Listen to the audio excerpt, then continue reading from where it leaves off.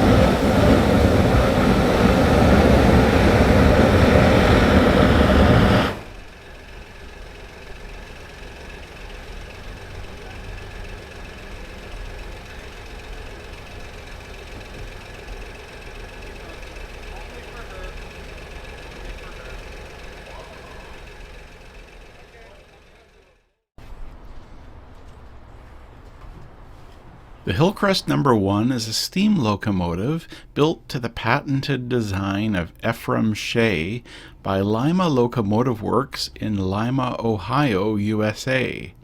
This locomotive is a 24-ton Class-B model Shay. That means 3 cylinders and 2 trucks, and its actual present-era weight is around 28 tons. This Shay was built by Lima in 1920 as a narrow-gauge, oil-burning stock model. She was construction number 3147.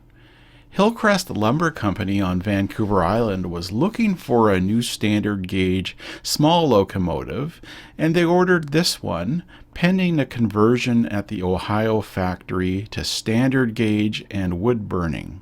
She was delivered to Hillcrest Lumber on Vancouver Island in early 1921, and she worked for Hillcrest Lumber and then for McNeil and Munn, both in the Sahtlam area of the Cowichan Valley.